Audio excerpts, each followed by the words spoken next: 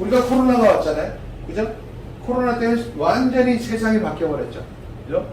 내가 그전에는 24시간, 내가 식당을 하게 되면 24시간 일할 수 있었잖아요.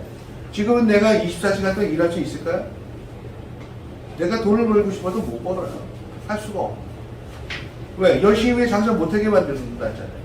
6명이 들어가도 7명이 들어가도 밥도 못 먹어요, 지금은.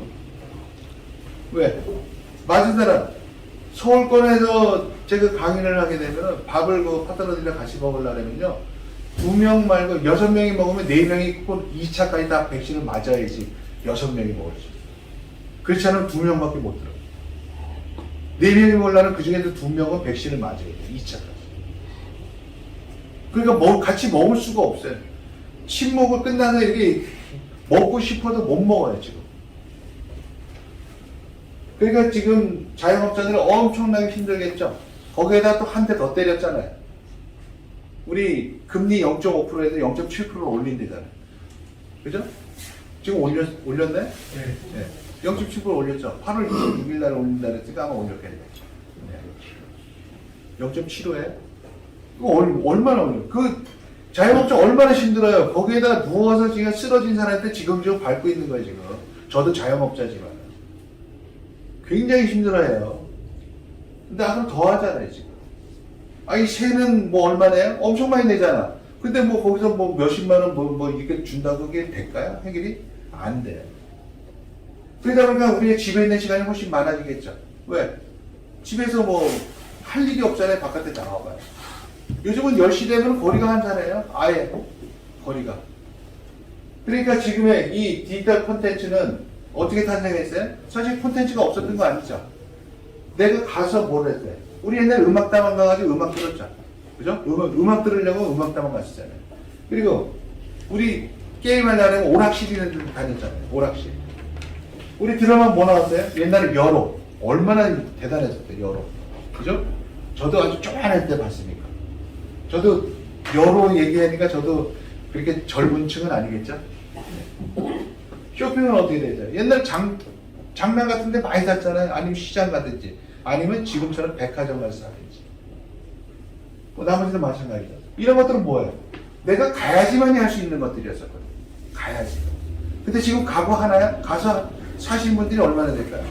이걸 다 어디다 옮겨놨어요? 핸드폰에다, 들고 다니는 핸드폰에다 옮겨놓은 거예요. 집에 가면서 내가 음악 듣고, 지하철 안에서 내가 게임하고, 그렇죠? 지하철 안에서 내가 TV 보고, 영화 보고. 그렇게 하니까 그 시장이 갑자기 천조시장으로 확 바뀌어버린 거예요. 그것도 코로나 오기 전에 20%씩 급성장했는데, 조금 전처럼 코로나가 오게 되니까 시장이 200% 성장하는 그런 시장으로 확 바뀌어버렸죠. 그래서 콘텐츠가 전부다는 얘기가 나오죠. 그래서 우리의 재원이 바로 콘텐츠다. 근데 왜? 콘텐츠를 왜 블록체인에다 접목시켰죠?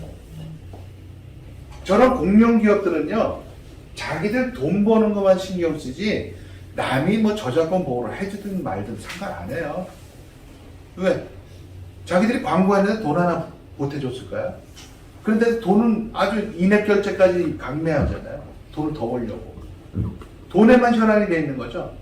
그러다 보니까 어떻게 돼요? 저작권 보호를 못하니까 이분들은 만들기는 진짜 쇠가 빠지게 만들어 놓고 돈을 엉뚱한 데서 벌어가죠.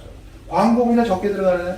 전 세계 게임 업체가 1위가 넥슨이고 2위가 넷마블이고 3위가 이스토프인데 이 시장 중에서 게임 시장이 무려 480조 시장이에요. 1000조 시장이죠. 그러면 그 시장 중에서 480조 시장 중에서 이 세 개의 회사가 점유하는 게 무려 55%를 점유하고 있어요. 중소게임 업체, 한국의 중소게임 업체까지 합치면 70%가 한국이 만들어 놓은 게임을 갖다가 돈을 엉뚱하게 구글이 벌어가거든요. 근데 저작권 보호도 안 해줘. 그 중에서 넷마블이 2019년도만 해도 광고비만 3,800억 썼어요. 3,800억. 지들은 하나도 안 못해주고 알뜰살뜰하게 그냥 돈만 끌어가지고. 그러니까 거기에 대한마로 탄생하게 된 게 바로 케어케 플랫폼. 왜? 우리도 저작권 피해를 많이 봤거든요. 보니까 야, 우리도 저작권 보호가 얼마나 중요한지 알겠다. 야, 우리가 차라리 만들어야 되겠다. 그래서 탄생하게 된 게 저작권 보호 때문에 케어케 플랫폼이 탄생하게 되고 케어케 재단이 탄생하게 되고. 그런데 우리 것만 보호해주나요? 야, 어떤 콘텐츠 회사들 우리랑 같이 하게 되면 너네 것도 다 보호해줄게. 이렇게 해서 탄생하게 된 게 바로 KOK 플랫폼이라고 보시면 돼요. 왜? 이 블록체인은요, 위조, 변조, 해킹을 절대 할 수도 없어요. 거기다가 불법 복제도 아예 영원히 할 수 없게끔 만들어 놓은 기술이 바로 블록체인이에요. 그럼 디지털 콘텐츠를 블록체인에다 접목시키게 되면 누구든지 저작권 피해를 입을 수 있을까요? 불법 복제는 못하니까 저작권 피해가 당할 수가 없죠. 그러니까 당연히 저작권 보호를 해주죠. 그럼 구글에서 계속 쓰다가 우리 KOK 플랫폼이 더 커지면 구글 거 쓸까요? 우리 거 쓸까요? 물론 뛰어넘지는 못할 거예요. 근데 구글은 뭐예요? 우리가 돈을 내면서 써야 되거든요. 누구든지. 그죠? 근데 우리 여기서 오면 뭐야? 돈을 벌면서 쓰거든요. 완전 개념이 틀려요. 정반대의 개념을 갖고 있어요. 내가 사용하면 할수록 나한테 더 많은 수입이 들어와. 그러면 내가 돈을 저쪽에다 맨날 쓰면서 할까요? 여기서 버는 사람은 절대 구글로 안 넘어갈 거예요. 구글에 있는 사람들이 오히려 KOK 플랫폼에 합류를 하겠죠. 시간이 지나면 지날수록. 그래서 저렴한 수수료까지도 동반돼서 우리가 만들어 놓은 것이 바로 블록체인에다 디지털 콘텐츠를 접목시킨 전 세계 최초의 스타트업 기업이다라고 보십니다. 그것도 한국 사람에 의해서, 한국 기업들에 의해서 만들었습니다. 왜 KOK 플랫폼인가? 왜? 최고의 전문가들이 만들고 있거든요. 무엇을? 블록체인, 엔터테인먼트, 게임들, 각 분야의 최고들, 자기들이 가장 잘하는 사람들이 잘하는 걸 만들고 있어요. 우리 집을 짓는다고 보면은요, 목수들은 건축, 올리는 일만 하면 되잖아요. 근데 어디 보면 목수가 전기일도 하고 바닥일도 하고 다 해요. 그럼 그분들이 전문가일까요? 전문가가 아니에요. 그럼 나중에 하자가 더 많이 생기겠죠. 근데 잘 짓는 집을 보면은요, 목수는 목수 일을 하고 전기는 전기, 설비는 설비가 들어가죠. 그러면 일도 빠르고 공사도 깔끔하게 마무리되겠죠. 그러니까 전문가가 그만큼 중요하다는 얘기예요. 그리고 글로벌 K 콘텐츠, 한류 열풍의 중심이 된 거예요. 콘텐츠는 생각을 해보세요. 제가 어젯밤에 뭘 봤냐면 오징어 게임을 봤거든요. 오징어 게임. 하도 유명해달라는 어제 잠이 안 와서 오징어 게임을 봤어요. 그걸 어디 이렇게 자기들이 써놓고 들어갔는데, 우리 옛날에 무궁화 꽃이 피었습니다 있잖아요. 이렇게 들어가서 로봇이 무궁화 꽃이 피었습니다 딱 돌아봐요. 돌아봤는데 움직이잖아요. 그럼 눈이 왔다 갔다 해가지고 움직이는 사람을 갖다가 다 죽여버려요. 총을 쏴가지고. 어제 처음 봤어요. 거기 빨간 줄을 딱 꺼놓고 거기 통과해야지만이 살아. 1차 통과된 거야. 그러니까 거기서 떨어지는 사람 무조건 죽는 거예요. 살아남는 사람까지.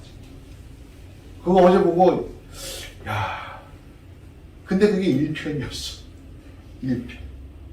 근데 우리가 바꾸라고 얘기했을까요? 그거 누구한테 보라고 얘기했을까요? 오징어 게임? 이거 대단하니까 보라고 얘기했을까요? 우리 일본에서 배용준이 돈방석에 앉은 그 드라마가 뭐예요? 겨울연가잖아요. 그 다음에 현빈이 돈 벌어준 또 드라마가 뭐예요? 사랑의 불시착. 네. 그거 우리 일본 사람들인데 그거 바꾸라고 얘기했을까요? 일본 분들인데? 겨울연가 이제 그만 보고 사랑의 불시착 바꾸라고 얘기했을까요? 자기들이 바꾸는 거겠죠? 그죠?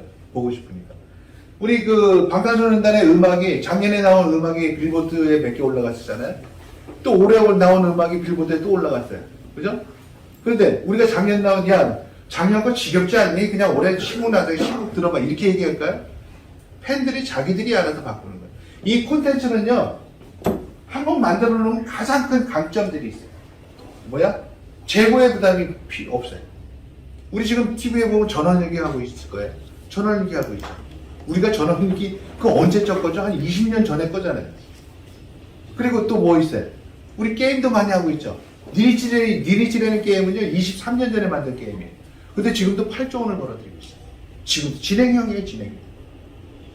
그리고 또 중독성도 강해요. 그건 나왔을 때 어떻게 됐죠? 우리 의천동기 나왔을 때 그 28건인가 되는 거를 직장인들 그냥 집에서 밤새도록 그거 보고 아침에 직장 출근했다가 고개 끄덕끄덕 하시는 거 보니까 많이 그러셨나 봐. 호응을 하시는 거거든요. 경험에서 나오는 겁니다. 그리고 뭐야? 또 집에 칼퇴근하죠? 그거 보려고. 의처드는 게 그건. 궁금해니까 그거. 직장일도 제대로 할까요? 못 할까요? 머릿속에서 그 다음 스토리가 얼마나 궁금한가.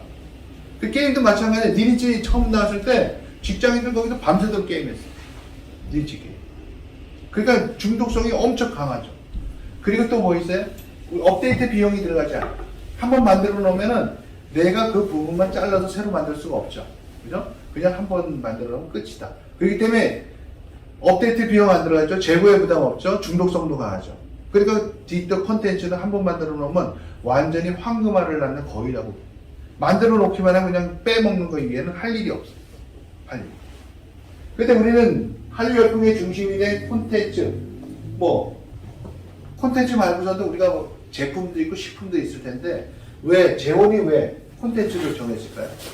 식품이나 제품, 그 제품 같은 경우는 지금 나오는 게 가장 좋을 거예요. 오늘 나온 게 오늘 먹는 게 가장 좋겠죠. 그럼 내년이나 내후년 나오는 건 나쁠까요? 10년 후에 나오는 식품이나 제품이 나쁠까요? 한국의 홍삼 유명하잖아요. 전 세계에 다 알아주잖아요. 근데 내년 내후년에 나오는 홍삼이 지금처럼 똑같이 만들까요? 또 다른 기술을 접목시켜서 만들 거예요. 그럼 그때 되면 또 바꿔보라고 얘기할 거예요. 야, 과거에 먹는 것보다 이게 더 좋으니까 이걸로 바꿔. 그리고 그 후에 나오는 거예요. 야, 그거보다 저게 더 좋으니까 저걸로 바꿔. 언제까지 바꾸라 할까요? 우리는 그것이 아니라 그 본인들이 알아서 바꾼다.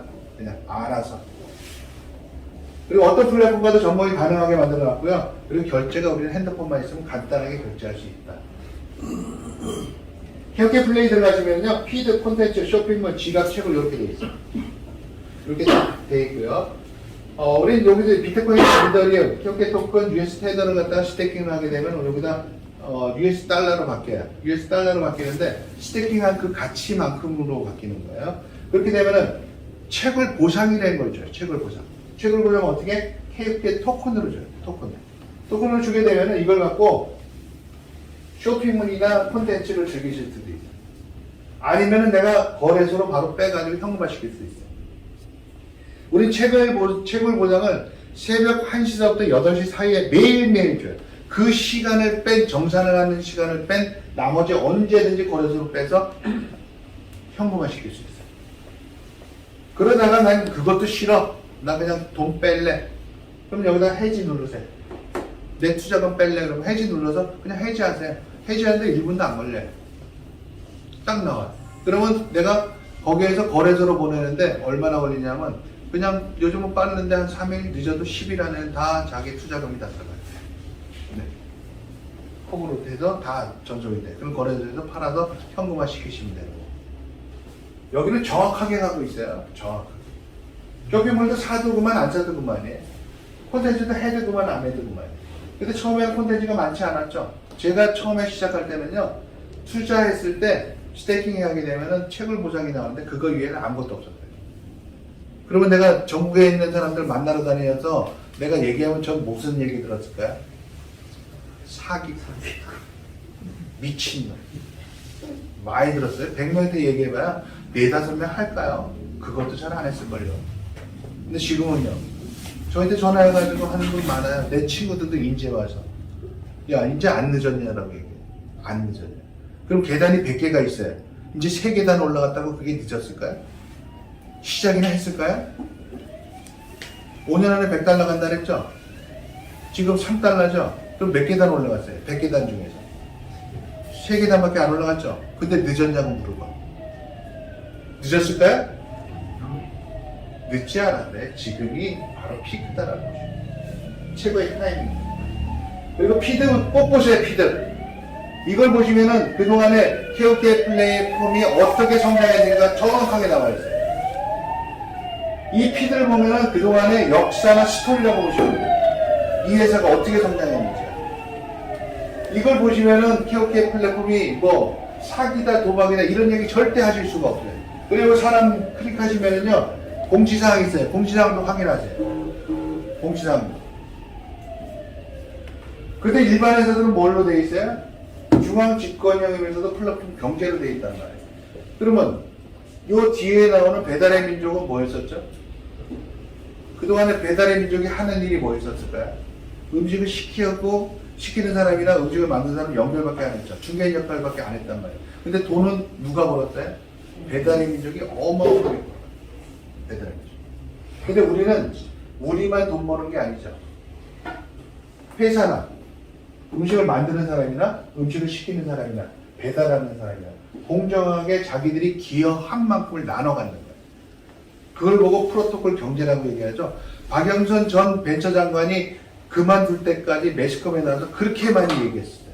이 프로토콜 경제로 바뀌어야 된다.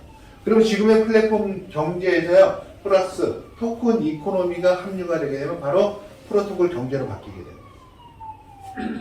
저 프로토콜 경제가 얼마나 대단한지는 뒤에 보시면 깜짝 놀라실 거예요.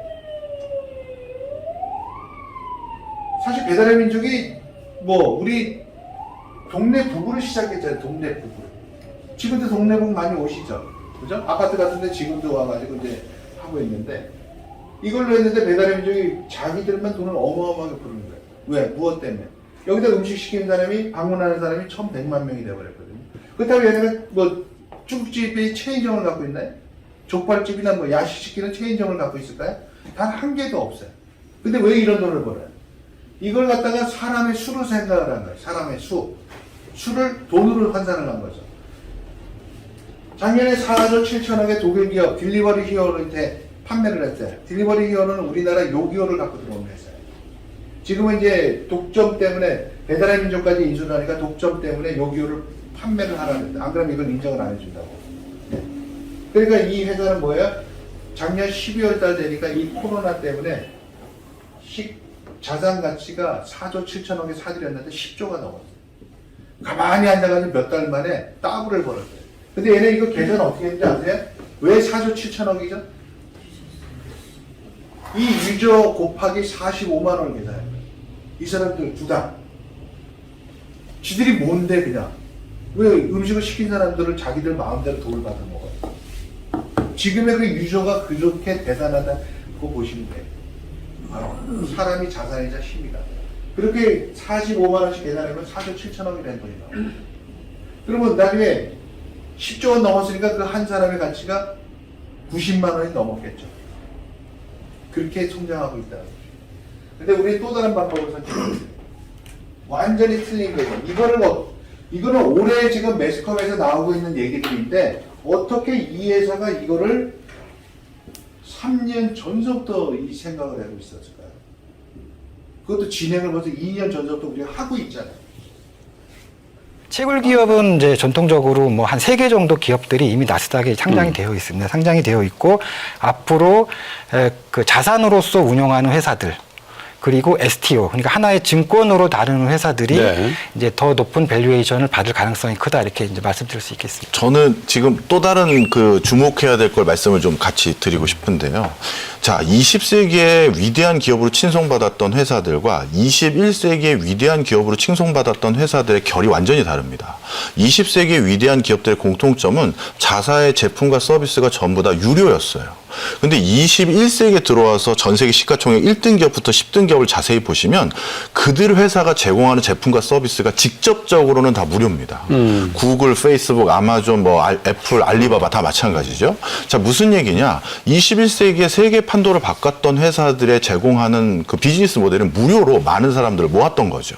그런데 그 사람들, 그 회사에게 내가 거기 로그인해서 많이 뛰어놀고 많은 시간을 허비하면서 내가 흘려보냈던 그 데이터가 이렇게 높은 가치가 있는지 고객들은 몰랐던 거예요.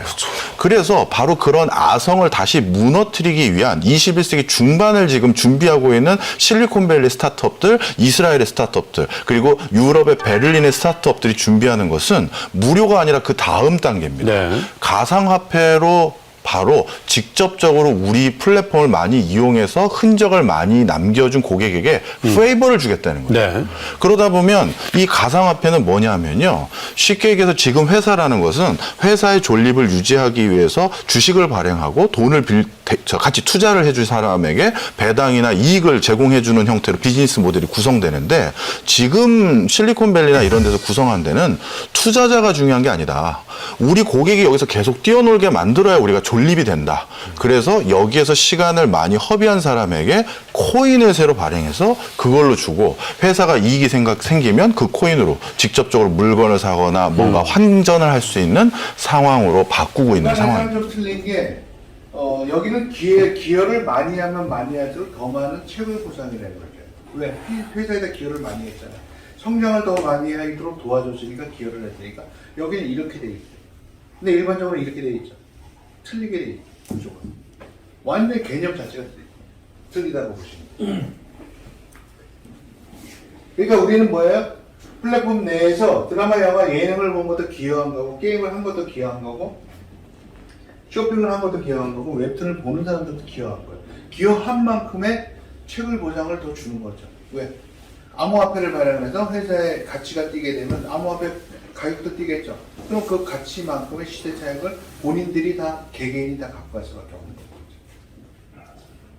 그렇게 해서 우리는 1억 명의 프론티어를, 개척자를 양성하겠다는, 유저를 양성하겠다는 목표를 쓰고 있고요.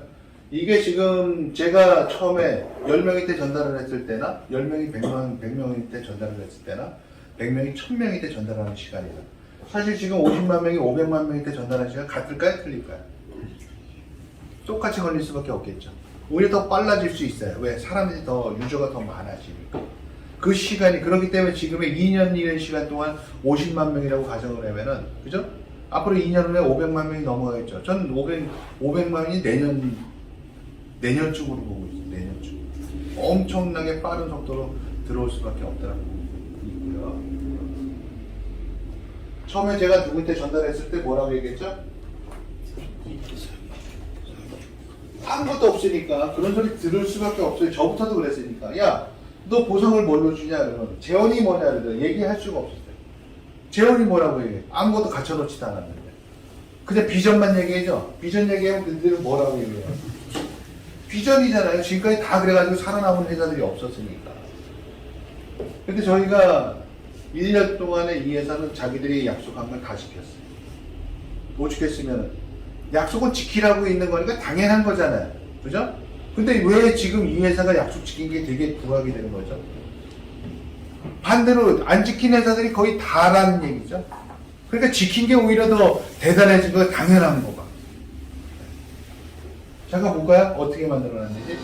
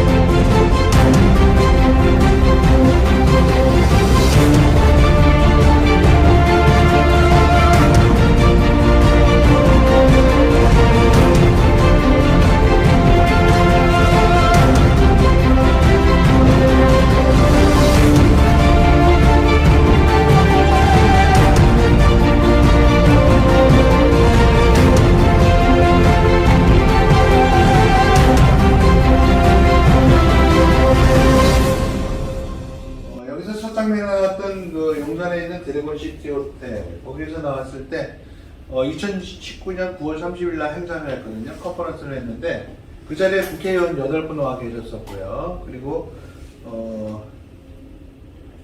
저명인사들 70여 분, 그리고 우리 같은 유저들이 500명 이상 있는 자리에서 오픈했어요.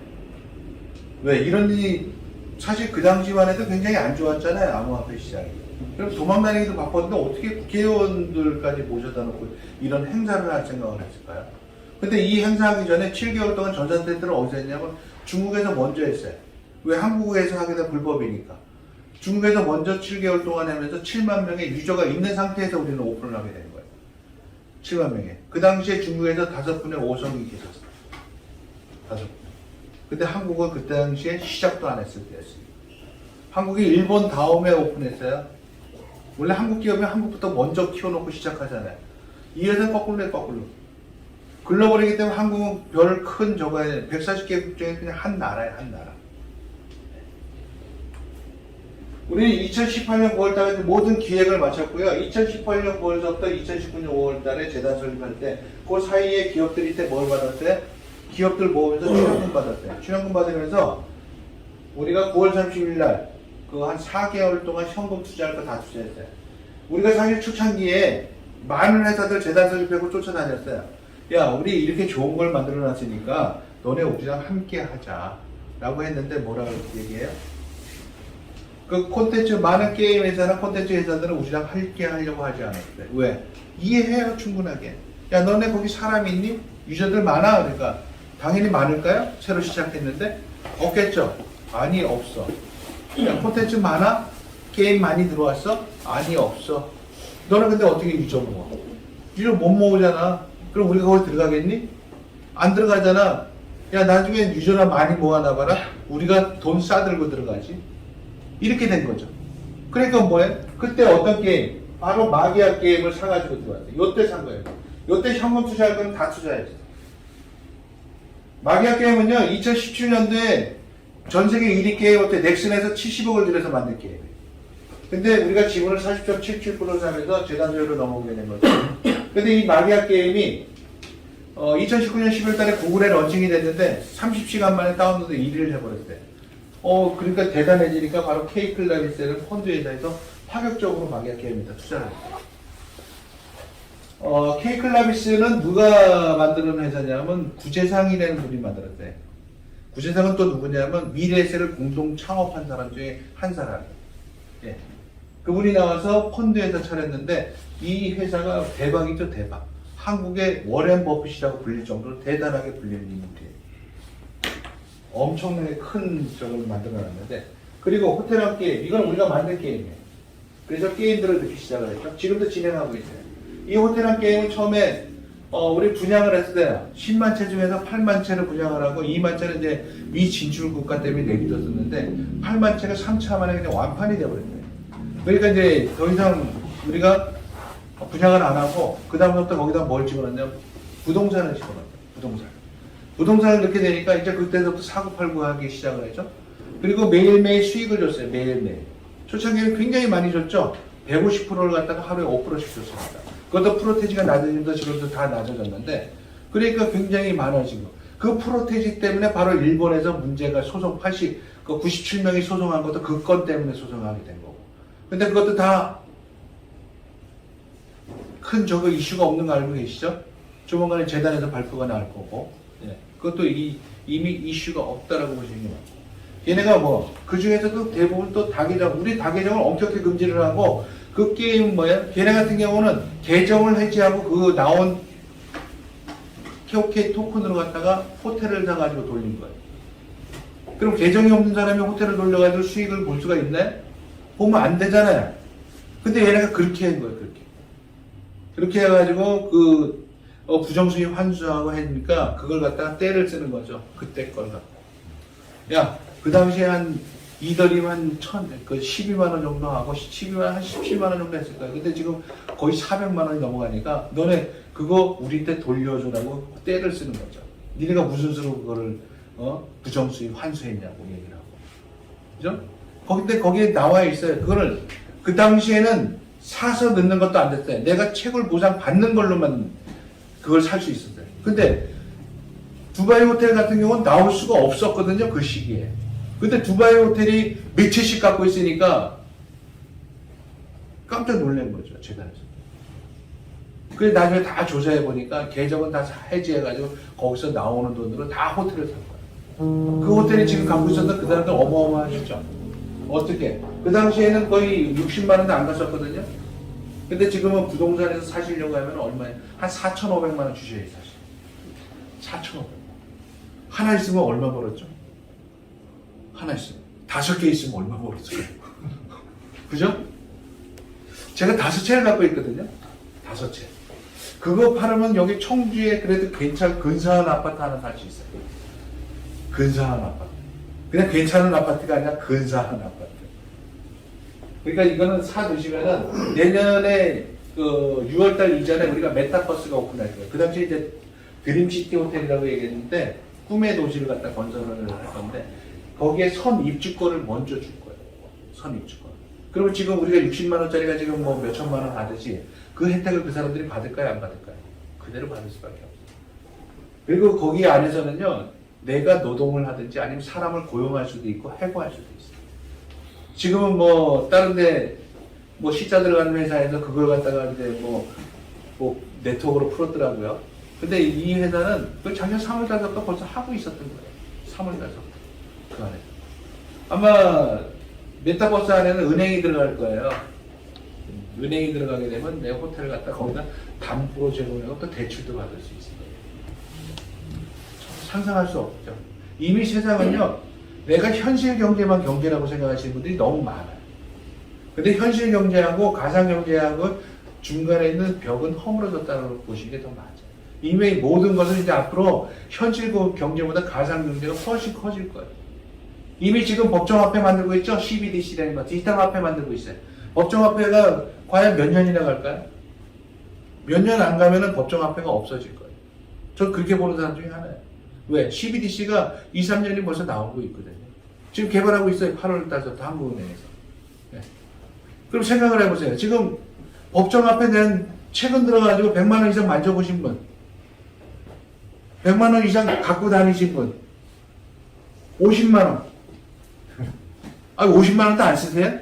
안 갖고 다니죠. 그렇죠. 내가 안 쓰는 게 아니라 안 갖고 다니는 거죠. 왜? 불필요하니까. 뭘로 대체되어 있죠? 플라스틱으로 대체되어 있죠. 그게 이제 QR코드로 대체가 될까 안 될까요? 당연히 QR코드로 나오고. 내가 그걸 원하든 원하지 않든. 내가 안 쓴다고 세상이 안 가는 거 아니에요? 내가 안 하더라도 세상은 변하게 돼요. 우리 초창기에 뭐 했어요? 우리 스마트폰 나왔을 때 스마트폰 쓰신 분이 있었을까요? 이 폴더폰 썼잖아요. 이거 뚜껑 여는 거. 예, 그러다 스마트폰. 저부터도 그걸 나온 지 한 1년 후에서부터 쓰기 시작해요. 이게 안 받아들이는 거지, 제가. 네. 근데도 세상은 더 진화가 되어 있더라고요. 제가 3G서부터 써, 3G서부터. 2G는 못 써. 그러니까 세상은 내가 안 받아들인다고 세상에 안 가는 게 아니더라고요. 근데 앞으로 어떻게 될까요? 우리 생각을 한번 해보세요. 지금 월급 받으면 뭘로 나오죠? 어디로 나오죠? 통장으로 나오잖아요. 그때 옛날에 뭘로 썼어요? 현금 빼서 썼잖아요. 아니면 가전제품 살려고 돈 이만치 갖고 가더니 은행에 줄 서가지고 돈 보냈죠. 지금 은행에서 줄 쓴다고 지금 애들한테 얘기하면 웃죠. 코판기 낄 거예요. 왜 여기서 이렇게 보내는데 은행까지 뭐 하는 거냐. 그 세대는 이미 핸드폰만 보는 세대고 우리는 과거에서부터 흘러온 세대. 그러면 그 돈을 뭘로 써요? 우리 카드로 쓰시잖아요. 카드로. 그러면 숫자가 통장으로 갔던 숫자가 카드 쓰면서 다른 데로 이렇게 분산이 되겠죠. 그죠? 그게 이미 디지털이에요, 디지털. 근데 그걸 그러면 현실에서 법정화폐 쓰는 건 몇 프로나 될까요? 한 20%나 될까요? 20%도 채 안 될걸요? 전체 자금 중에서. 근데도 그걸 디지털 화폐를 지금도 못 받아들이는 분들이 많아요. 디지털. 근데 앞으로 2, 3년 후면은 디지털 화폐를 안 쓸래, 안 쓸 수가 없어요. 왜? 중국에서는 이미 디지털 위안화를 만들고 있고, 미국은 디지털 달러를 만들고 있어요. 지금 기축통화가 달러죠? 그럼 걔네가 디지털 달러를 안 만들면 어떻게 될까요? 그럼 달러가 바뀔 수 있어요, 다른 걸로. 그러니까 이제 디지털 달러, 앞으로 디지털로 다 바뀔 수밖에 없다. 대신에 돈의 흐름이 어디로 흘러가는지는 정확하게 나와 있어요. 앞으로 뇌물이라는 단어가 없어질 수도 있어요. 그걸로 줄 수가 없거든요. 그러면 벌써 딱 보면은 다 나와 있거든요. 돈이 어디로 흘러가는지. 디지털로 돼 있겠죠. 지금이야 뭐 현금 바꿔가지고 땅속에다 묻어놓으면 된다면 디지털로 어떻게 묻어놔? 묻지도 못해요. 그리고 나서 우리가 쇼핑몰이 오픈했고 J88포카 초창기에 나왔죠. 사람들 왔다 갔다 했죠. 세계 월드컵이 열리는 게임이에요. 이거는 온라인 합법 카지노 게임이고요. 20만 명 이상이 지금 이 게임을 하고 있어요. 근데 그전에는 우리 포커 게임 하려면 칩으로 했었잖아요. 동그란 칩을 갖다가 TV에 보면 있잖아요. 이병헌이가 올인해고 딱 집어넣고 그랬잖아요. 근데 그게 여기서 뭘로 쓰냐면 크리스탈 코인인 거죠. 그 코인을 사려고 하면 그동안에 반드시 비자 카드나 마스터카드, 페이팔이 아니면 결제가 안 되는 거예요. 근데 우리랑 MOU 체결하고서부터 우리의 KOK 토큰으로 교환을 했어요. 그걸로 우리가 사가지고 쓰는 거예요. 그걸로. 근데 우리나라는 한국은 사회적 게임 못하죠. 그래서 한국은 이 축구한 게임하고 이 게임 두 개는 못해요. 이 축구하는 게임도 우리가 만든 게임이에요. 요건 못해. 근데 여기서 왜 그동안에 암호화폐 회사들이 수도 없이 여기서 대시를 했어요. MOC를 해가지고 쓰게 하려고. 근데 이 회사가 노 그랬어요. 왜? A라는 회사에 그 코인이 있는데 코인을 갖다 열심히 바꿔줬어요. 사람들이. 뭐 포커 게임 하다 보면 많이 바꿔주겠죠. 활성화되니까. 바꿔줬는데 이 회사 없어져봐요. 그 갖고 있는 사람의 그 토큰 코인은 누가 책임져요? J886에서 다 변상해줘야 돼. 자기네 걸 다 바꿔줘야 돼. 그러니까 어떤 회사랑도 함부로 계약을 하지 않아요. 얘는 단 한 번도 없어요. KOK 토큰이랑 해가지고 지금 진행하고 있고 J8 GBG 그 당시에 세계 8위 거래했을 때 작년 1월 15일까지만 해요. 그리고 우리가 어디에 비싼 글로벌 다 알고 계시죠? 지금 비트글로벌로 바뀌었는데 예, 이렇게 됐어요. 근데 10대 거래소 사실 이거를 갖다가 초창기 상장을 했을 때도 많은 사람이 참 험담하기 시작을 했죠. 야, 거기 뭐 10대 거래소 메이저 거래소 상장하는 게 뭐 대수냐라고 얘기하는 사람 너무 많았어요. 근데 생각을 해보세요. 10대 거래소 상장하려고 하면요. 최소한에 6개월에서 1년 동안 상장 심사를 받아야 돼요. 그리고 그 상장 심사 품목만 90개에서 100개 이상을 받아야 돼요. 그게 쉬울까요? 그러니까 전 세계 암호화폐 네트워크 회사에서 자체 발행하는 코인이나 토큰이 상장된 예가 전 세계에 단 한 번도 없어요. 10대 거래소. 단 한 번도. 대단하지 않나요? 근데 그게 뭐 그렇게 대수냐라고 얘기해요. 그럼 지들도 그렇게 올리면 되지. 올리지도 못하는 거. 그리고 지금 마일스톤이 2기, 3기가 지금 진행되고 있고요. 구글 플레이 지금 탑재가 되어 있죠. AI로는 뭐냐면 무담보 신용대출도 해주고 담보대출도 해줘요. 그것도 우리 돈이 아니라 제3자의 돈을 갖고 와서. 한국은 지금 무담보 신용대출 300만 원까지 해주고 있어요. 담보대출이야 뭐 내가 KOK 토큰을 갖다가 비트코인이나 이더 맡기듯이 맡기면 대출을 해주는 거랑 똑같은 개념인데 무담보 신용대출은요. 우리가 SNS 많이 하고 계시죠? 안 하시는 분들은 그닥 신용 등급 별로 안 나와요. 저도 50만 원까지밖에 안 돼요. 대출을. 신청해 봤는데 SNS를 많이 안 하니까 금융권하고 완전 개념이 틀려요. 금융권에 아무리 높은 등급이 나와도 여기서 등급이 낮게 나와요. 왜? SNS를 안 하니까. 여기 오로지 SNS 뭐예요? 네이버나 구글에서 뭘 검색을 했는지 페이스북에서 누구랑 친구 맺기를 했는지 누구한테 조회를 보냈는지 인스타그램에서 누구한테 팔로워가 돼 있고 누구한테 하트를 보냈는지 다 나오는 거예요. 그러면 그 주위 사람들을 확인을 하는 거야. 그 주위 사람. 그 주위 사람들이 좋으면은 이 사람들 그래도 질이 좋구나. 그래서 등급이 높게 나오고 만약에 주위 사람이 질이 안 좋게 나오면 등급이 낮게 나와요. 우리나라 끼리끼리라는 게 있잖아요. 끼리끼리. 왜? 좋은 사람들은 좋은 사람끼리 모이는 거고 나쁜 사람들은 나쁜 사람 친구 맺기가 돼 있으니까. 그러니까 그걸 보고선 대출을 해준다. 그것도 우리 돈이 아니라 제3자 싱가포르의 국부펀드 나라의 돈을 운영하는 템부스의 자회사 머니월드의 돈을 갖고 와서 여기서 하고 있는 것들이에요. 그러니까 제3자가 검증이 안 되는데 돈 빌려줄까요? 안 빌려주겠죠.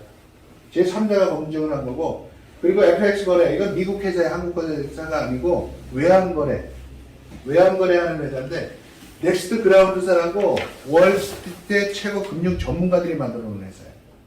이거는 FX 거래인데 얘네가 FX 거래 외환거래를 하기 위해서 뭐를 사용해야 돼? 반드시 우리의 지갑을 사용하셔야 돼요. 지갑 안에 뭐 있어요?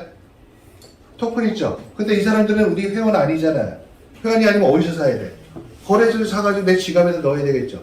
그래야지 그걸로 외환거래를 하는 거예요. 근데 수익이 나면 어디로 팔아야 돼? 거래소로 팔아야 되겠죠. 예. 그러니까 그 안에서 그냥 자체 생태계에서 자기들이 거래소에서 사용하는 폴더들을 만드는 거예요. 자체 생태계는 기업들을 바탕으로 해서 우리는 만들고 있어요. 여기 게임 회사랑도 많은 계약을 하는데 우리는 현물을 받는 게 아니에요. 거래소에서 그 가치만큼의 콕을 사가지고 갖고 들어와야 돼요. 그래서 그걸 쌓아놨다가 나중에 멋있게 그냥 우리 소각시켜서 다 없애버려요. 돈을 들여서. 그러니까 나머지 다 거래소에서 계속 매매가 이루어질까요? 안 이루어질까요? 훨씬 빠르게 이루어질 수밖에 없는 거고. 세 번째, 네 번째 이미 상장되어 있고 지금 일곱 번째까지 상장이 되어 있어요. 그리고 글로벌 메신저 서비스, 실시간 언어 변환 서비스인데 이건 톡이라는 게 나옵니다. 네. 8개월을 지원을 해줘요. 전 세계 최초로 지원해 줄 텐데, 제가 8개월을 쓰는 나라, 제가 한글이잖아요. 한글을 쓰잖아요. 그러면 한글로 메시지를 나머지 나라한테 메시지를 보내. 그러면 그 나라 사람, 일본 사람은 일본어로 변환이 돼 있고, 미국은 영어로 변환이 돼 있고, 중국은 유연어, 유럽 쪽으로는 이제 유럽어로 변환이 돼 있겠죠. 변환이 있으면 자기들이 그냥 자국말로 확인이 되니까 무슨 말인지 알겠죠. 그럼 자국말로 저한테 답장을 보내요. 그럼 또 그게 제가 확인하는 순간 한글로 번역이 돼 있는 거예요. 실시간으로 언어 변환 서비스를 해줘요. 내가 8개월을 능통하더라도 다 능통할 수는 없잖아요. 그죠? 그런데 이제 거기 있는 분들이 받으면은 다 그냥 실시간으로 다 확인하니까 쉽게 확인할 수 있고 소통이 될 수 있다.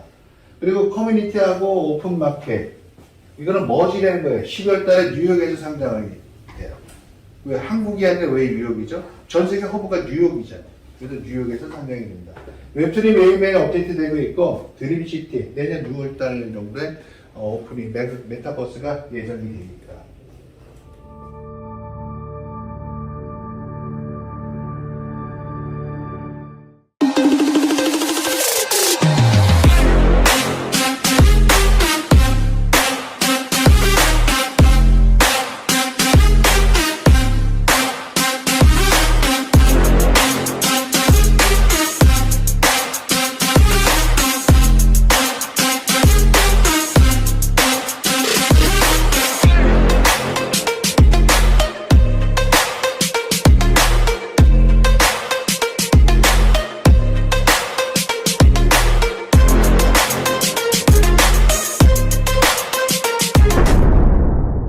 머지에 들어가면 굉장히 빠르게 이제 진행이 될 건데, 머지는 우리 핸드폰에 발전을 해왔죠. 2G, 3G, 4G, 5G.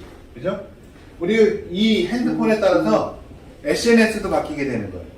처음에 폐쇄형이었다가 개방형이었다가 관심자였다가 지금 완전 실감형으로 바뀌었는데, 머지는 뭐냐면 이 트위터나 페이스북, 인스타그램, 유튜브 같은 거 다 합쳐놓은 거예요. 세상을 보면 또 다른 눈이라고 얘기를 하고 있죠. 예, 여기 카카오톡처럼 SNS를 보낼 수도 있고요. 어느 누구든지 유저면은 물건을 올려가지고 누구든지 사고팔고 할 수 있어요. 그리고 여기에서 증강현실을 기반된 게임이든 블록체인 게임이든 모든 게임을 즐길 수도 있고, 그리고 유튜브처럼 영상을 찍어가지고 아니면 보낼 수도 있고, 그걸 갖다 내가 올릴 수도 있고, 페이스북처럼 사진을 찍어가지고 올릴 수도 있고, 누군가가 보고 확인할 수도 있고, 이걸 다 현실과 사물 공간에서 펼쳐지는 것들이에요. 근데 이거는 뭐를 하냐면 그냥 즉시 인식을 해요. 누가 여기다 정보를 올려놓은 것이 아니에요. 예를 들어서 내가 핸드폰으로 이거를 갖다가 TV를 갖다 딱 대요. 대면 이 TV가 몇 인치짜리고 이 성능이 어떻고 이게 다 나오겠죠. 그죠? 그러면 내가 이거에 대해서 이거 괜찮네? 누가 올려놓지 않고 즉시 인식을 해가지고 올려주니까 실시간으로. 그러면 내가 괜찮으면 이거 구매할 수도 있고, 그 옆에 구매할 수도 있고. 모든 것이 완전히 바뀐 개념, 신개념으로 나온다는 것입니다. 이게 12월 달에 오픈되면 아마 세계적으로 어마어마한 이슈가 돼요. 그런도 오셔가지고 했는데, 진짜 현실이랑 똑같이 만들어요. 똑같이. 핸드폰 앞뒤로 다 스티커 붙여가지고 찍지 못하게 하고 저희한테 직접 보여줬거든요. 근데 이 안에 다 있어요. 근데 없는 게 뭐가 있냐? 유일하게 사람이 없어요. 사람 아바타가 들어가서 물건을 팔 거고, 사람 아바타가 들어가서 물건을 살 거예요. 왜? 입어보고 자기가 신어보고 모자도 써보고 껴보고 사는 그런 개념이라고 보시면 돼요. 그리고 더군다나 쇼핑만 하는 것이 아니라 여행도 다니실 수가 있어요. 커뮤니티 활동까지 다 할 수 있어요. 이 안에서. 예, 모든 것을. 학교를 짓게 되면 선생님 아바타가 나와서 학생을 가르칠 거고요. 그리고 학생들은 뭐예요? 집에서 내려와가지고 책상에 앉아서 공부하겠죠. 시험도 여기서 보겠죠. 왜? 디지털로 다 만들어놨으니까 책을 읽는 개념이고 쓰는 개념이에요. 그래서 학생들이 거기서 놀고, 그죠? 공부하고, 집에 갈 때 어떻게 해야 돼? 자기 관물대나 자기 거기에다 넣고, 모든 걸 다 넣어놓고, 그리고 키를 잠그고 그러고 하겠죠. 다음날 똑같이 와가지고 또 거기서 공부하고, 출석하고. 완전히 새로운 개념. 그러면 현실에서 학교가 굳이 필요할까요? 제가 보면 학교가 필요 없어질 것 같아요. 굳이 학교를 질 필요가 없어요. 이걸 초창기에 만들 때 2025년도를 겨냥해서 만드는 거예요. 반드시 2025년도는 세상이 바뀔 것이다. 그래서 우리는 2022년도까지 준비를 하지 만든다라고 2022년도 상반기에 오픈하기로 했거든요. 근데 이게 빨라졌죠? 지금 사는 세상이 우리가 2021년도일까요? 2026년도일까요? 이미 환경은 2026년도 환경을 살고 있는 거예요, 지금. 살고 계시는 것들. 그 정도로 이미 예측을 하고 이런 걸 만들고 있었던 거죠. 사실 메타버스라는 게 뭐 올해 들어서 메타버스가 활성화됐지 사실 메타버스라는 얘기 자체가 나오지도 않았었거든요. 근데 여기는 벌써 2019년도부터 준비를 하고 있었습니다. 탑 프론티어 거래소 상장을 하는데 시가총액 기준에서 우리 50위권 안에 들어갈 거예요. 근데 여기 보면은 GBG 세계 그 당시에 파리 거래소 상장을 됐었고 일트 글로벌 국민 최대 거래소죠. 한때는 1위 거래소까지 했었대요. 업비트의 메인넷이 바로 여기에 메인넷을 빌려졌었어요. 지금 업비트가 이제 자체로 메인넷을 만들었지만 그래 쿠코인 거래소 상장되고 나머지는 뭐예요? 그냥 자율 상장을 했죠. 핫빛 거래소, 베트남의 제일 거래소, 그리고 몽골의 제일 거래소, 이제 캐나다가 합류가 되고 우리 총 발행하는 거 50억 개만 발행을 해요. 그 중에서 15억 개만 유통을 시킬 거예요. 나머지 35억 개 남아있는 건 다 소각을 시켜서 없애버릴 거예요. 이거 땜빵용, 소각 땜빵용으로 해서. 그럼 35억 개의 가치가 어디로 옮겨갈까요? 15개로 옮겨가겠죠. 그럼 15개를 누가 갖고 있을까요? 재단이 갖고 있을까요? 유통을 시켰으니까 누가 갖고 있어요? 뭐 갖고 있는 사람은 돈이 될까요? 안 될까요? 네. 그죠? 처음에 0.14달러, 한국의 가격이 0.14달러 했을 때요. 지금 3달러 가니까 몇 배 올랐죠? 20배 올랐죠? 2000% 이상이죠. 올 연말에도 그냥 3달러로 멈춰 있을까요? 상상할 수 없겠죠? 바이낸스, 후오비, 게이트아이오, 비트파이넥스, 코인 거래소 여기가 지금 다 상장됐거든요. 네, 코인 거래소 상장이 돼요. 우리가 가치가 올라간 거를 데이터로 분석을 했는데 이렇게 나왔어요. 왜? 통계는 거짓말하지 않죠? 그죠? 통계학적으로. 근데 3년 후에 그 가치가, 토큰의 가치가 3년 후에 100불이 가능하다고 나와 있어요. 회계 분석한 결과. 근데 최규 박사님이 그런 얘기를 했었잖아요. 3년 안에 무조건 100달러를 가지 못할 이유가 없더라고요. 3년이 아니라 5년이죠. 지금 보면 0.14달러로 시작을 했는데 지금 20배가 증가를 했죠. 근데 증가한 이유는 다 있죠. 그죠? 거래소 상장이나 소각 부분이나 이런 부분에서 다 상장이 되는 거예요. 이유 없이 그냥 올리지 않았어요. 쭉 올라갔다 쭉 떨어지는 데들 있죠? 펌핑 해가지고. 그죠? 여기 그렇지가 않아요. 지금 올라간 걸 보면은요. 0.14달러에서 0.15달러, 0.01달러 올라갔는데 4개월 걸렸어요. 0.01달러 올라갔어요. 근데 0.15에서 0.17달러, 0.02달러 올랐는데 또 4개월 걸렸어요. 그러다 그 기간이 짧아지죠? 한때는 뭐 8월 달에는 뭐 3번을 또 올라가게 됐어요. 2월 달에도 몇 번 올라갔어요. 그래서 한번 볼까요? 0.1달러에서 가파르게 올라가게 돼요. 1.5달러. 0.5달러에서 1달러는 그냥 바로 올려버렸죠. 그죠? 근데 여기서부터 1.5달러에서 2달러 올라갈 때 얼마나 걸렸을까요? 한 달 걸렸어요. 그럼 2달러에서 2.5달러 올라가면 얼마나 걸렸어요? 한 달 걸렸죠. 그럼 2.5에서 3달러 올라가면 또 얼마나 걸렸어요? 한 달 걸렸죠. 그럼 요번 달 또 안 올라갈까요? 그냥 제 생각이에요. 안 올라갈까요? 당연한 얘기를 하나요, 제가? 요번 달에는 안 올라간대. 그렇게 바라시죠? 아, 올라가. 그걸 바라셔야 돼, 지금. 올라가면은 그 개수가 점점 줄어들어요. 근데 얘를 왜 자꾸 올리냐고. 그냥 떨어져야지. 근데 얘는 떨어지지도 않아. 잡아둬야 되는데. 그러게 말이에요. 안 올랐어. 0.14달러에서 3달러 올라갔어요. 근데 보시면은 올 1월 1일 날 0.24달러 했었어요. 0.24달러. 1달러도 안 됐거든요. 0.5달러도 아니고. 근데 지금 3달러죠. 9월달에. 지금 10월달에. 올해 올라간 거면 얼마나 올라갔을까요? 올해. 오늘 거예요. 코인마켓캡. 코인마켓캡 어딘지 아세요? 전 세계 암호화폐의 순위를 매기는데 인지도 있는 데. 근데 여기서 오늘 걸 내가 캡처를 했는데 오늘 암호화폐 3개 이상 상장해야지만 여기 순위에 들어갈 수 있어요. 3개 이상 상장해야지. 그것도 코인마켓에서 인정하는 거래소예요. 거기에 12,400개가 들어가 있어요. 그 중에서 239일을 하고 있어. 이쯤 되면은 대단한 거 아닌가요? 상위 어마어마한 거죠. 어마어마한 거. 근데 이 안에 메인넷이 있는 회사는요, 50개가 채 안 돼요. 메인넷이 있는 회사. 그럼 우리가 메인넷이 나오면 어떤 회사가 될까요? 50위권 안에 들어갈까요? 안 들어갈까요? 들어가겠죠? 네. 근데 미디움 것도 메인넷이 나오죠? 태극기 토큰 것도 나오죠? 한 재단에서 2개 나오는 회사가 있을까요? 없을걸요? 근데 가격이 3,530원이에요. 처음에 160원이었었는데. 상상할 수 없죠? 오늘 시가총액이에요.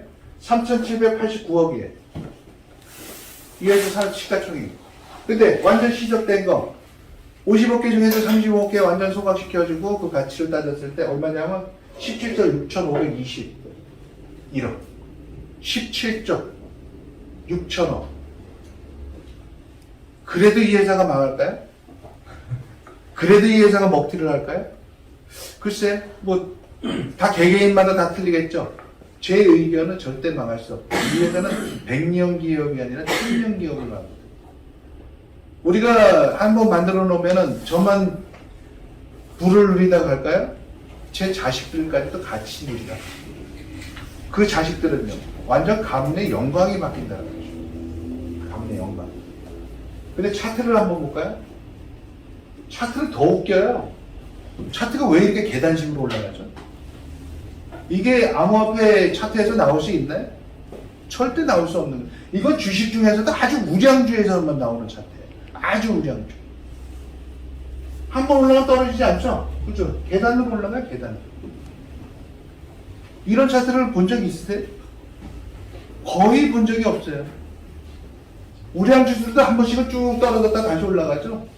얘는 그렇지도 않아요. 한 번 올라가면 그 밑으로 떨어지지 않아요. 한 번 올라가면. 저 버틸 때가 왜 그런 거예요? 네? 버틸 때가 왜 그런 거지? 이거는 하루에 이거는 왜 그러냐? 3.499달러까지 올라갔는데, 어떤 사람이 하루에 27억을 갖다 시장가로 샀어요. 어떤 사람이 이때. 그러니까 그냥 시장가에 내놓고 그냥 다 사들인 거, 수요가 없으니까. 그냥 막 사들인 거죠. 이게 불과 한 30분이나 걸렸을까요? 30분이 채 안 걸렸던 것 같은데, 순간적으로 한 30분도 안 걸렸어요. 한 10분? 제가 그 당시에 보고 있었거든요. 갑자기 이게 1점 몇 달러 있었나요?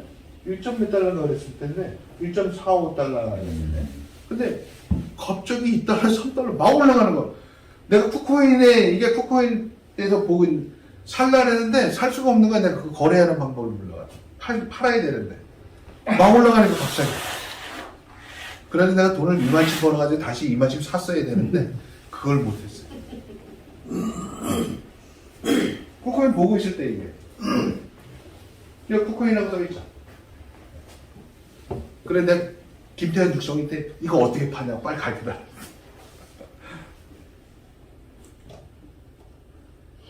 지금 헝단이 뭐 여러 가지 지금 미국의 그 일련의 사건들 때문에 지금 다 떨어지고 있죠.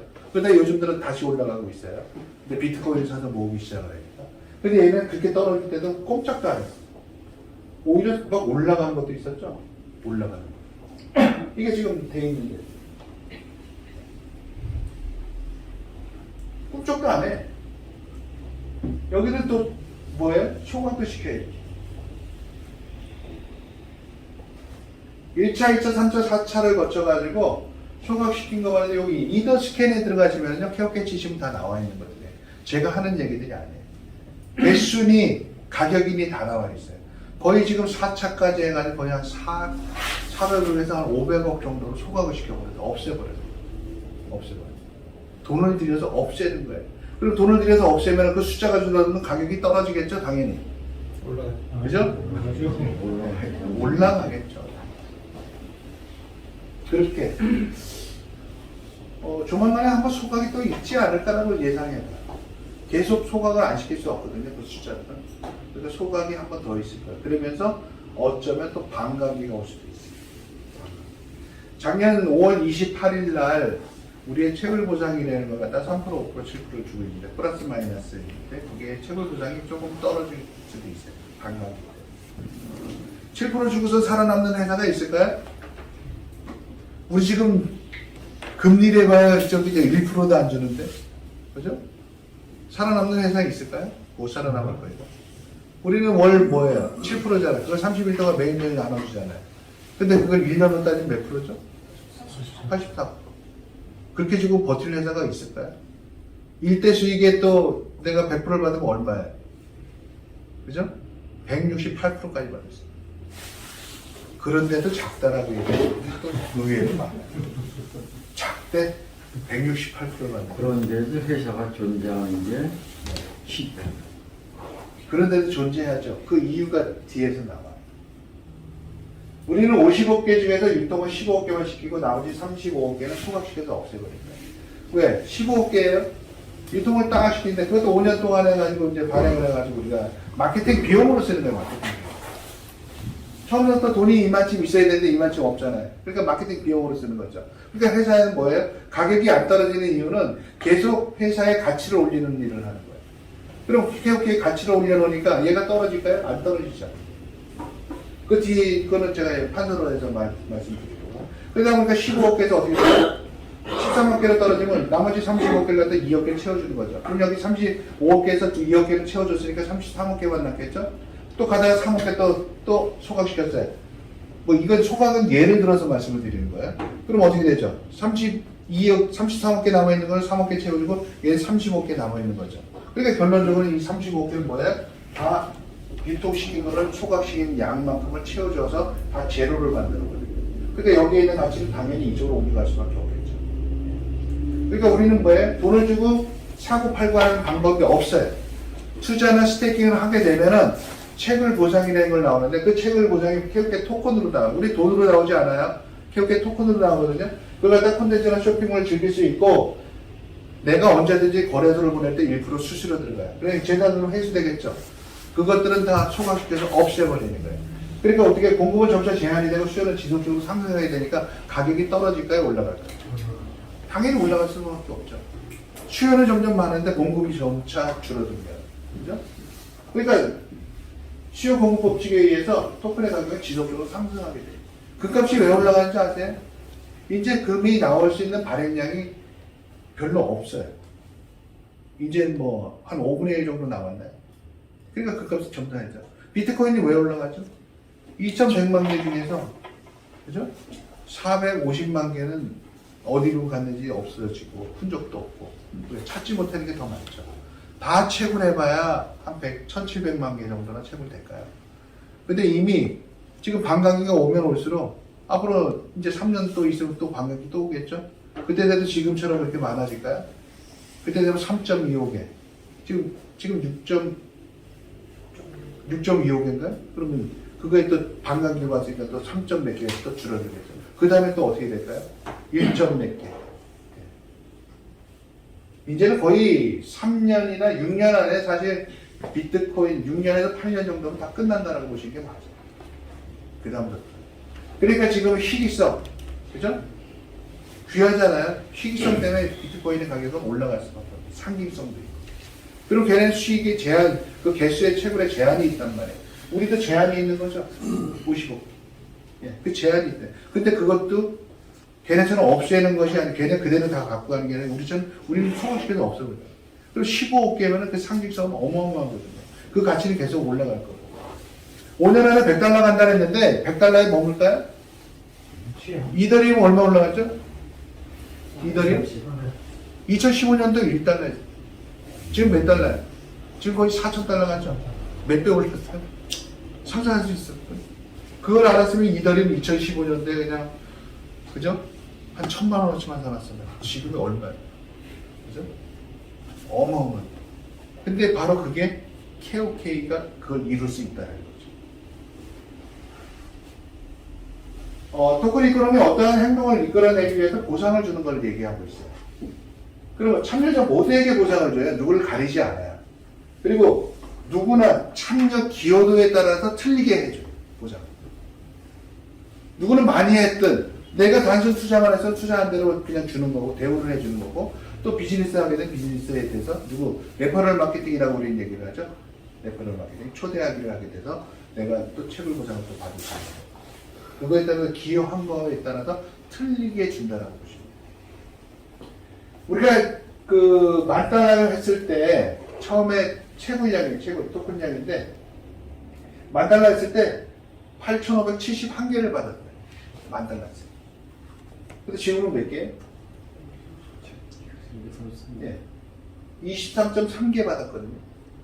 지금 23.3개 받는 거예요. 만달러 했을 때. 3달러 올라가. 하루에 이렇게 많이 받는데 요거밖에 안 돼요. 한 달로 따지면 얼마나 차이 나죠? 33. 한 달이잖아요. 한 달 따지면 얼마나 차이 날까? 나온 게 한 달이잖아요. 하루가 아니라. 한 달. 한 달. 233개.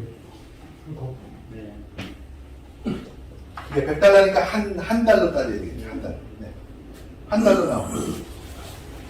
이게 이제 예를 들어서 요게 내가 하루에 100달러 받는다고 가정을 해보자고요. 그럼 내가 하루에 714개를 받아요. 100달러 받아요. 근데 지금 여기서 3달러 가면 몇 개 받죠?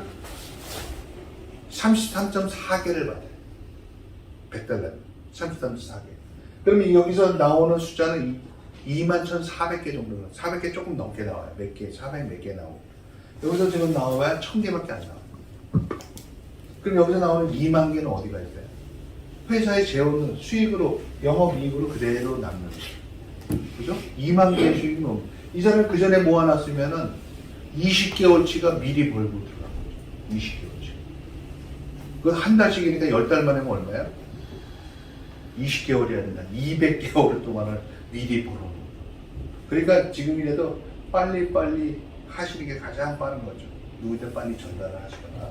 그러니까 시간이 지나면은 이 토큰량도 감소해지면은 뭐예요? 우리가 처음에 12%, 4%, 8%, 12%의 채굴 보상을 줬거든요. 그 다음에는 3월 3일날 4%, 7%, 9%를 줄어요. 왜? 우리 369 중에서 5개월이 지나니까 준 거예요. 시간이 지나니까 신뢰되는 게 조금 쌓였잖아요. 그죠? 쌓이니까 그렇게 준 거고, 그 다음에 5월 28일 날 또 7개월 정도 되니까 더 줄인 거죠. 뭐 때문에 유저수가 점점 많이 들어오니까. 그래서 3%, 5%, 7% 줄인 거죠. 그러니까 이 곡선은 거짓말을 하지 않아요. 그대로 얘기를 하고. 시간이 지나니까 뭐야? 신뢰가 많이 쌓였잖아요. 2년을 갖는 회사가 없는데 2년이 넘었으니까 어떻게 됩니까? 신뢰는 어마어마하게 쌓일 수밖에 없어요. 그러면 사람들이 처음에는 다 부정적이었던 사람들이 긍정적으로 돌아설까요? 안 돌아서? 돌아설 수밖에 없어요. 그러면 그 개수도 줄어들면 당연히 뭐예요? 영업이익으로 나와요. 그럼 이 사람들은 뭐예요? 초창기 위험을 무릅쓰고 온 사람들이거든요. 그죠? 위험을 무릅쓰고 리스크가 많은데도 무릅쓰고 4%, 8%, 12%를 바꾸서 놓은 사람. 왜? 투자금이 없어질 수도 있었던 상황이에요. 회사가 없어지면 투자금 당연히 없어지는 거예요. 그러니까 위험을 무릅쓰고 왔으니까 걔네한테 많이 준 거예요. 많이. 근데 지금은 어떻게 됐죠? 그만한 리스크가 많이 감소가 됐잖아요. 점점 더 이거는 점점 더 떨어질 거예요. 점점 더. 그렇다고 우리는 달러가 줄어든 건 아니죠. 그죠? 받는 채굴 보상이 줄어든 건 아니에요. 개수가 줄어든 거죠. 왜? 가치가 상승하고. 그래서 이걸 잘 이해하시는 게 왜? 토큰 이코노미를 꼭 이해하시라는 거예요. 이게 우리의 자본이거든, 자본. 사업 구조. 이걸 모르시면요, 맨날 재원이 뭐냐고 물어봐요. 이걸 모르시면.